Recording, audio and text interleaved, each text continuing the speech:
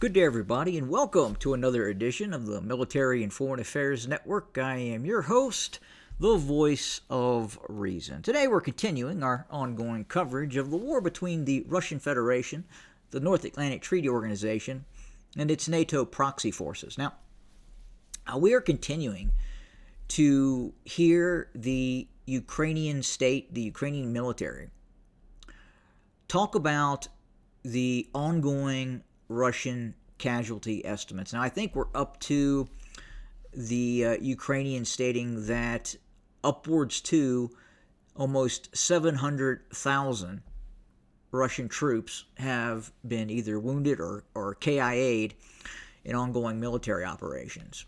Now, are the Russians taking more casualties than the Ukrainians? Now, I can tell you with absolute certainty that is not possible.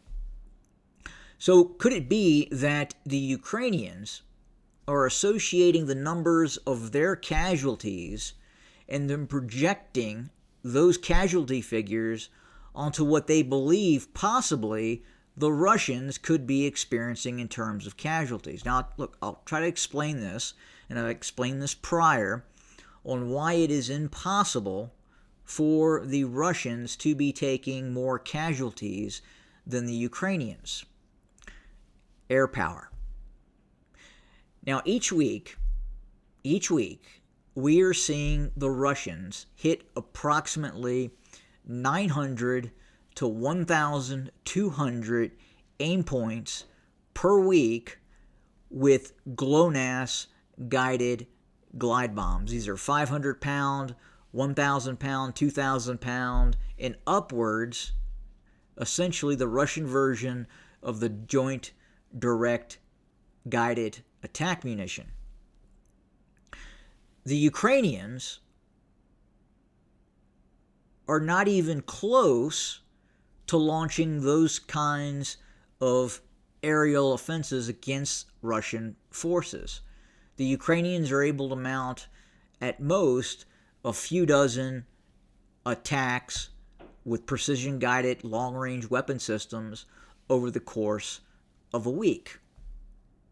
So again, if we compare and contrast to a few dozen targets being hit by the Ukrainians versus 900 to 1,200 aim points being hit across the line of contact per week, okay, that amounts to more than 4,000 to 5,000 guided glide bomb aim point strikes per month against Ukrainian targets.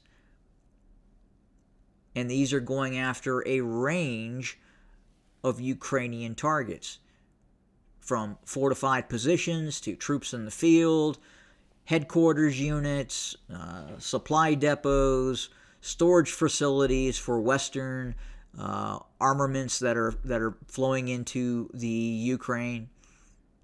And each one of those strikes, each one of those 1,000 aim points that strike a Ukrainian target each week causes casualties.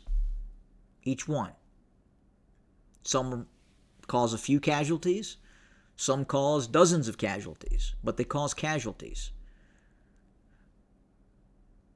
The leading cause of a death or someone getting wounded in the theater of operations is caused by an explosion.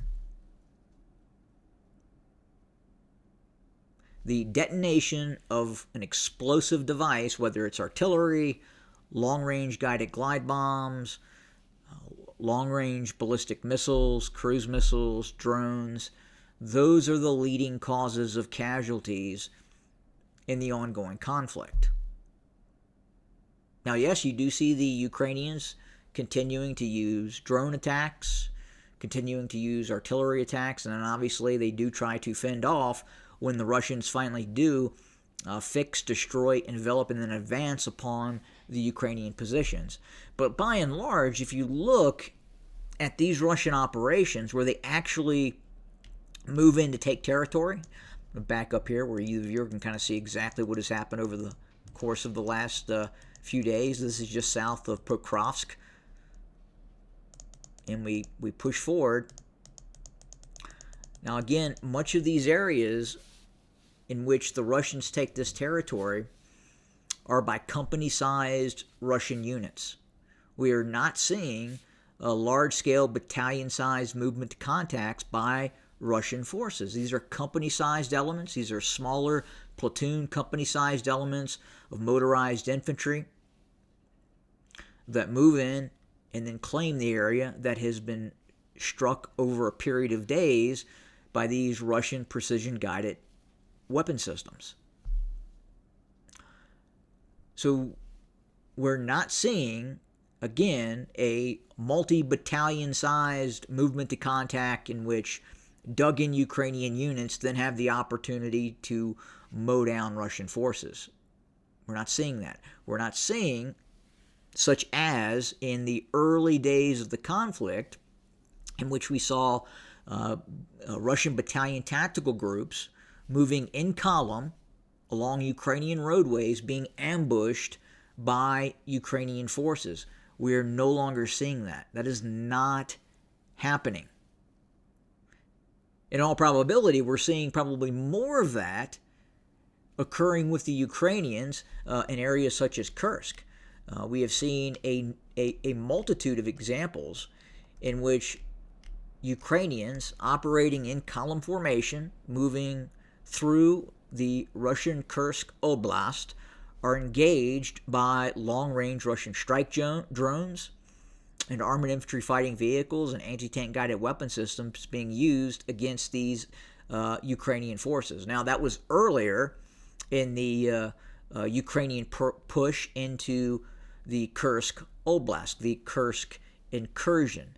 But right now, you just have a multitude of a half dozen Ukrainian combat brigades hunkered down in Russian potato fields, being struck day in and day out by Russian glide bombs and heavy artillery.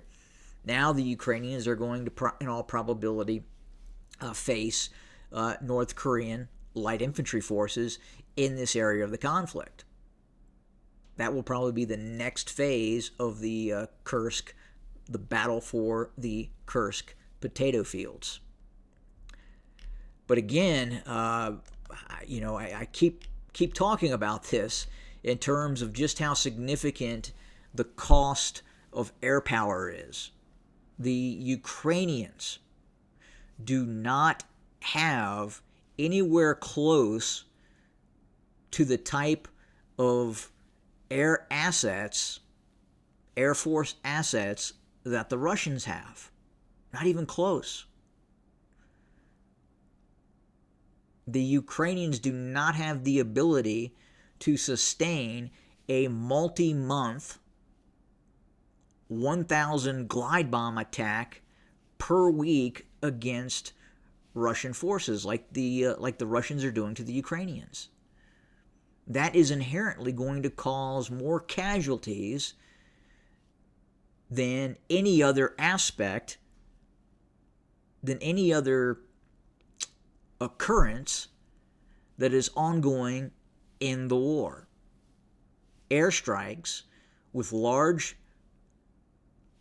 aerial bombs are going to cause many, many, many higher casualties than, say, a 155 millimeter artillery round or a small drone attacking a tank. It just is. And then again, as the Ukrainians talk about, and even the Institute for the Study of War is referencing 1,000 Russian casualties per day. We're not seeing the Russians operate in those types of elements. We are not seeing massive battalion set tactical groups moving into Ukrainian territory. These are much, much smaller units of the Russian military, highly specialized assault groups that are being moved in to take control of Ukrainian territory once they soften the Ukrainians up with the Russian Air Force. That's just what's happening.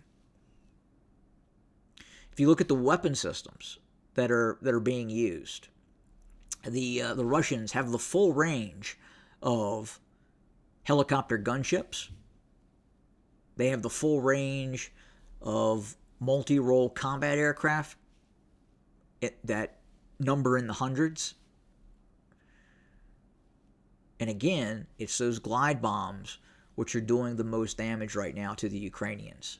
It's just fix and hold, destroy, and then move in with company-sized elements of Russian special operation forces and specialized assault groups, highly trained assault groups that are moving in to these Ukrainian strongpoints after they've been softened up. That's what's actually happening on the battlefield right now. I find it highly speculative that the Russians are taking those kinds of casualties in which the Ukrainians, the United Kingdom, and Western sources are reporting. I don't believe that the Russians are taking those kinds of casualties. It's just not adding up, especially with the amount of air power that the Russians are able to bring to bear against Ukrainian forces. The Ukrainians just don't have that capability. And that capability that the Russians are employing against Ukrainian forces is significant. It's a game changer. So that's what we have for today. We will continue to cover. We will continue to report. As always, thank you for joining us. Have a good day.